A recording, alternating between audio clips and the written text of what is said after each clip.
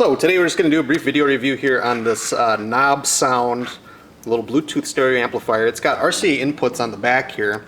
Now what's interesting about this is that when you connect via Bluetooth, it actually uses that yellow relay there to physically disconnect the RCA cables, and now we'll demonstrate that here real quick. I can see on my phone here it is the KRC86B version 4.0, and when I disconnect from it, you'll hear it click the relay.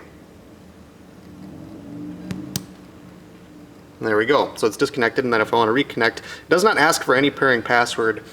But you know what, I actually kind of appreciate that, because when you want to listen to music, you want to listen to music. You don't want to have to, you know, if your buddy wants to play something on your stereo, you don't want to have to go through pairing bullshit. So it's just a simple point and click in your Bluetooth options, and it is connected.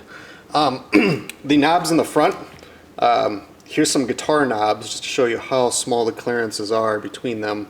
You can get smaller audio knobs, but I think the board layout design is kind of extremely poor. But the components are freaking awesome. I mean, this has got a Texas Instruments chip under here. I don't really know too much about it, but after reading around on some forums, audiophile dudes are kind of going nuts over this chip when used in conjunction with a tube preamplifier. Now that we're using Bluetooth, it kind of doesn't even allow you to do that, but I connected it to these 5¼ inch speakers here in stereo, and holy shit, it makes a very, very excellent full-bodied sound out of these. I'm trying to think, is there any other points here? When you do plug this thing in, it instantly boots up the Bluetooth chip, so if you're going to be using this in a car audio application, you're going to want a remote turn on and off, because this will slowly drain the battery. Even if this switches off, the Bluetooth module remains live. You can see that LED is still on there. So this switch in the front is only for turning on that TI chip. Again, the terminals here, or where they intended to put the terminals, you can see they did a pretty poor job of board layout again, because there's not enough room on the left speaker terminal there to fit in your typical screw down type connectors. This Bluetooth module is supposedly designed by a company in the United Kingdom, and it has some pretty decent sound quality. This is a Nordic chip. I'm not sure what that is. Somebody that knows more, please chime in and let me know what that is. Other than the board layout and the fact that there's no mounting points on this amplifier, I am extremely impressed with the sound quality that comes out of it. Now I'm doing this with a Canon SLR camera, so you're not going to be able to totally hear what I'm hearing, but if you take a peek at that speaker thumping over there, it should give you a good idea of what this thing is capable of. Now, there is a little bit of white noise that comes out of these speakers when there's nothing playing and you got it cranked up, but that's to be expected. Most amps are like that. So I'm going to turn the volume down here. We're going to hit play.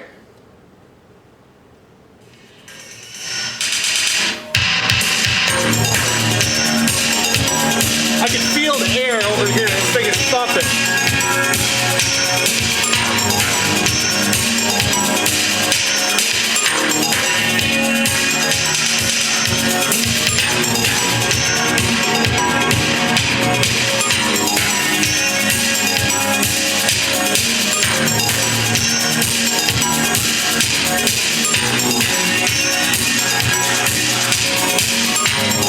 So that's at about the volume where the distortion comes into play, and let's see how much extra volume we have here. So it's pretty close to the maximum volume on the volume adjuster where the distortion appears. Now it's completely respectable as far as my, you know, just listening with my ear.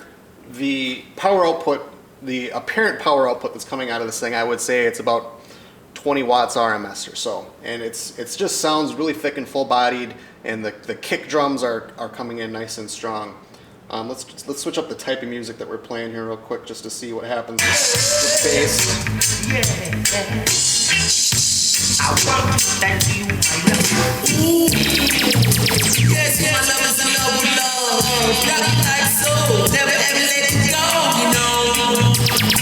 Feel we sending out this legendary music for the lovers out there, you know.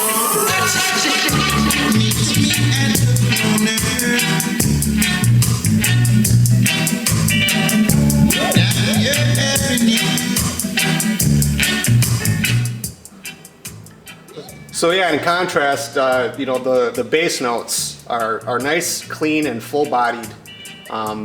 again, I'm super impressed. These speakers here are actually not going to be a total benchmark because I have modified them because I blew out the previous woofers with a much bigger amplifier.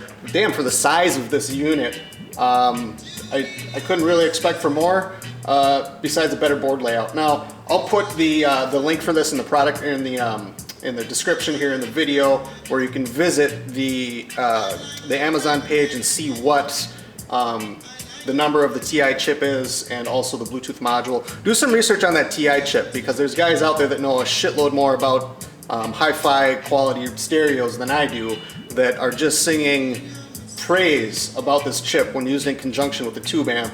And again, if you want to achieve that, you can get the board without Bluetooth. You can buy another board that's much cheaper that doesn't have the module. That's probably going to be closer to the $20 mark. This has the Bluetooth module built in, and the reason that I like this is because this is going to be used for a radio delete in a vintage car, where we're completely just going to cover up that area in the dash where the stereo was, and then remove the volume knob with a heat gun, and then extend the wires from the barrels here with some shielded cable, and then put a guitar knob. So it's nice when you're driving in the vehicle. You do not, if you got to turn on the volume for something quick, you don't have to unlock your phone and fumble around. So it's nice to have that physical knob interface with the stereo system in the vintage car. Again, thanks for watching the video. Check out the link in the description.